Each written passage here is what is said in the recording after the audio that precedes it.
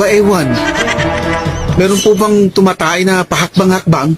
Alright, hello mga kadol, magandang araw sa inyong lahat. Bago po tayo magpatuloy sa ating video, mag-shoutout lang muna tayo mga kadol. Shoutout kay Idol Junli Katampatan. Ayan, shoutout si Idol, and shoutout din kay Idol Alex Alforque dyan sa Makati City. Yun, shoutout si Idol. So ayun lang po mga kadol, kung gusto nyo magpa-shoutout, comment na kayo sa video na to para kayo naman ang shoutout ko sa next upload ko mga kadol. So yun, huwag nyo naman kalimutan na i-share ang ating video para mapasaya din natin yung mga kaibigan nyo dyan mga kadol. So proceed na po tayo sa ating video.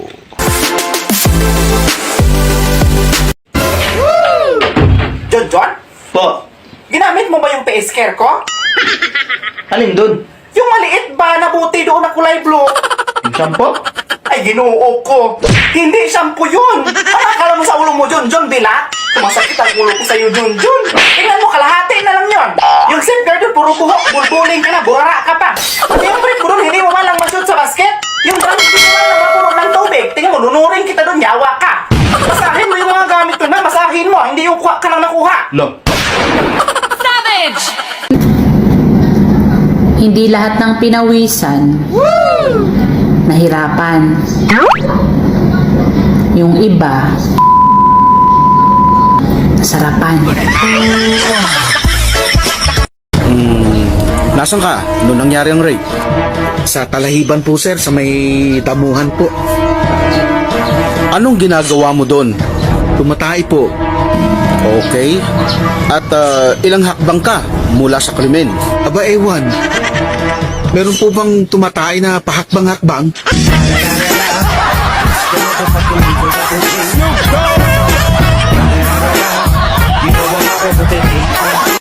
Nagreklamo ako sa kanya, sir, nung dumating siya. Siyempre, nangailangan ako kahit alam ko na 11 months nandun yung galit ko. Dahil asawa ko siya, nangailangan ako sa pangailangan ko. Yeah, boy. Tapos sabi ko, bakit ang lambot? Sabi ko, dapat nga matigas to eh. Ang katwiran niya, sir, siyempre, pagod ako, wala akong pahinga. Sabi ko, hindi naman to ganito eh. Kung wala ka nga, tapos ang itim-itim mo pa, parang galing ka sa bundok, bumaba. Sabi niya, mainit daw doon sa Saudi, Dubai. Sabi ko, tapos, yun pala painuman niya ako ng rubas. Sabi ko, bakit mo painuman ng rubas? Naramdaman ko, naninikip yung dibdib ko. Sabi ko, mamamatay yata ako nito. Sabi ko sa kanya, sabi niya, ganun lang yan, sabi niya, inom lang daw ako ng tubig. Sabi niya, murmurahin lang daw nabili niya, sir, kasi 100 ang yata o 100 mahigit. Sabi niya, yan. Mas extreme yun. Ewan ko, sir, basta uminom po ako, sir, tapos ang ginawa ko, pinainom para din daw ganahan ako. Nice. Oh, sabi ko, di mo naman ako kailangan yan di kilala mo naman ako palaban din ako, sabi ko sa kanya. Tiboy! Ayun, nagsisiro, naghalo po yung galit ko. So ano nangyari? Natuloy yung ano nyo? Hindi po, lang, ganun pa rin, malambot pa rin po. Sabi niya, matagal daw ang epekto, mamayang gabi pa raw. Sabi ko, ano yan, pinainom mo ko ng maaga, tapos mamayang gabi pa palang epekto niyan. Kasalanan mo naman lahat yan Wala epekto sa'yo. Wala po. Natatakot po ako, sir. Hindi kasi Sabi niya, lumabas daw ako. ang robas Libangin ko raw sarili ko. Ginawa akong tanga-tanga. Sweetheart, ano ba ulam natin? Nandiyan sa lamesa, mamili ka na lang. Isang pirasong tuyo. Anong pagpipilian ko dito? Di mamili ka kung kakain ka o hindi.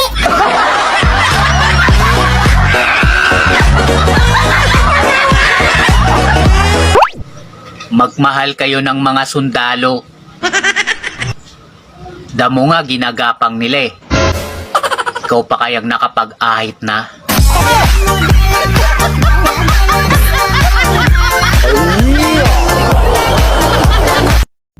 Alam mo pre, nagtataka kami sa babaeng kainuman mo kagabi.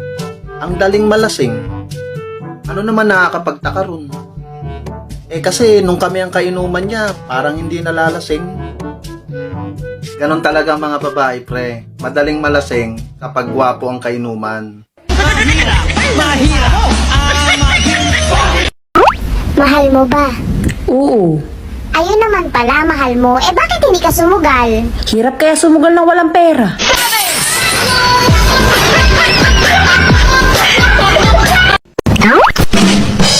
Kapag na-stress ka na sa asawa mo, oh no!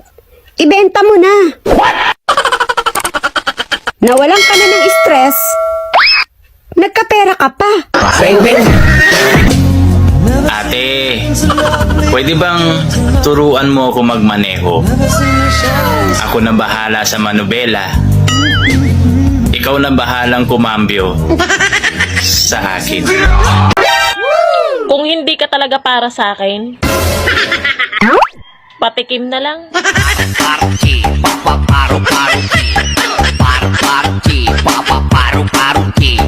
Ayaw mo akong kausapin?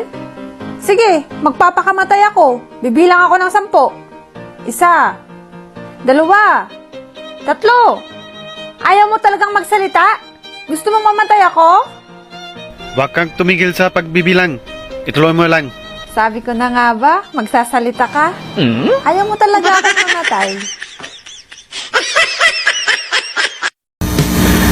Gusto mo pa talaga makita yung true love mo? Oo naman. Paano? Eh di subukan mo akong tignan.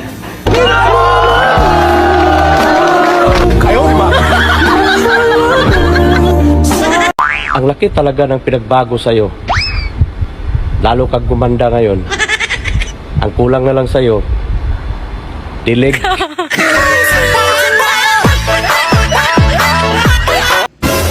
Oh, nandiyan ka pala eh. Saan ka ba galing? Galing akong pawn shop. Sinangla ko kasi yung mga pangako mo. Kaso di tinanggap eh.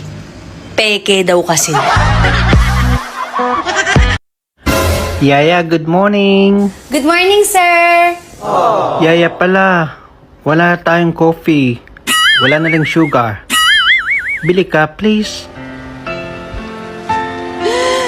Lahat ng hirap at sakit ibabalik ko sa inyo. Lahat kayo! Matitikman ninyo ang batas ng isang apel! Wala naman si Yaya. Ako na nga lang bibili.